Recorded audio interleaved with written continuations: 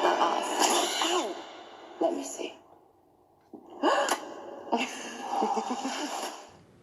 Hello everybody, welcome back to Screenstars. I'm here today to bring you my review of the 2022 horror thriller, The Invitation, a film that is directed by Jessica M. Thompson and it stars Natalie Emanuel, Thomas Doherty and Sean Pertwee.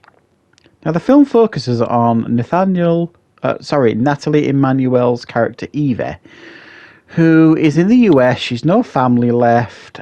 She is considering doing like a DNA test to find if she's got any lost relatives out in the world, which she ultimately does. And then she is contacted by this long-lost family who are based in England, who then invite her over to like a big family wedding in order for her to meet and greet the rest of the family. She agrees, and once there, she is invited in by the whole family, made to feel very, very welcome. However, there is another reason why she's there, and it is a far, far more dark and sinister reason. Right, what are my thoughts on The Invitation? Well, this is a film that I was aware of. I hadn't seen any trailers or anything, which I'm glad about, and I'll explain that later. And it's a film that isn't really making any real waves. You know, I've heard a little bit about it. And it's one of those films that's kind of, a lot of people are a bit like, they're not that fussed about really. It's doing okay, but nobody's really loving it or going mad for it. So it wasn't massively on my radar, but I thought I'd give it a go anyway, because it did kind of intrigue me. It reminded me, when I started watching it, I was getting serious Get Out vibes crossed with the film Ready or Not. If you know that film Ready or Not, it was a pretty good film made 2 or 3 years ago. And I think this film pulls elements of that film and others, things like Get Out and what have you, to kind of create its own thing. It doesn't feel like it's borrowing massively heavily from those movies, but there is definitely a little bit of the DNA in this film from those films. I thought the performances here were all fine. I thought Natalie Emanuel, who you may recognise from Game of Thrones, that's primarily what I recognise her from. She did a good job here. I actually quite liked her character. She was charming. She was, independent. She was everything that you want a female lead to be, really. And I thought she carried this film particularly well. No issue with her at all. Thomas Doherty, who plays like the mysterious Lord of the Manor type thing, he does a good job of being seductive when he has to be. Mysterious when it has to be, and until the reveal takes place near the end, which isn't a reveal because you can kind of see it coming a mile away. But decent performances by everybody here. I mentioned Sean Pertwee is in this film. In my opinion, nowhere near enough. Sean Pertwee, I think, deserved a bigger part in this film, or certainly something more interesting to do. Really, he just kind of plays like the evil butler. Which it does seem to be like the only parts he gets these days, like butlers or evil butlers or something along them lines, which is a real shame. He's better than that, I think, Sean Pertwee. So the setup here is all fine. The pacing is something I really do have an issue with this film. It's far too slow. It takes far too long to get going. The setup takes far too long, because you can kind of see what's coming a mile away, which is another problem with the film. There's no real surprises. There's no real shocks. Because it's such like a slow burn of a build-up.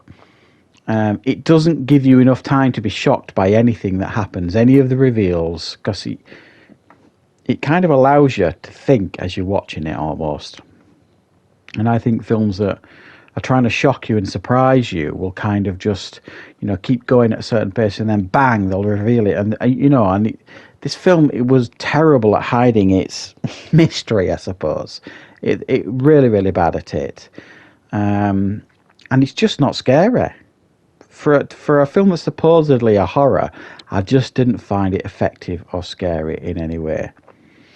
Now, after watching this film, I kind of read a couple of reviews here and there about it, and a lot of people were complaining that if you'd seen the trailer for this film, it completely ruined it. And at that point, I hadn't seen the trailer; I'd just watched the film.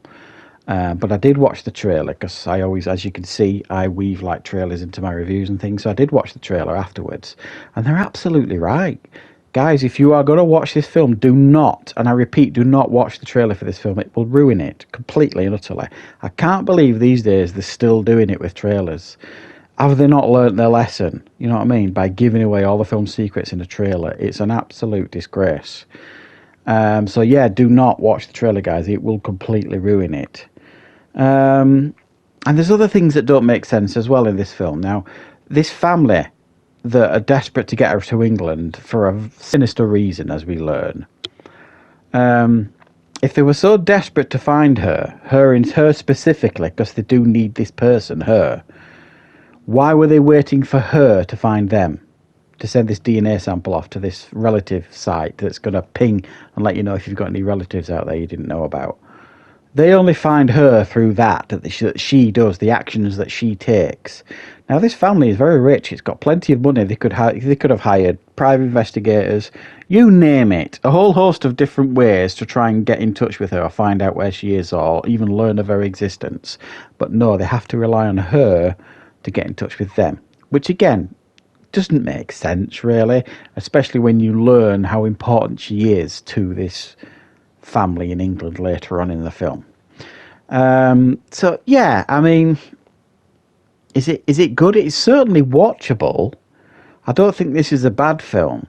It's just a film that is very middling, I suppose, to a large degree. It's got nice production values, it's got good performances, but it fails to deliver on scares, surprises, and horror.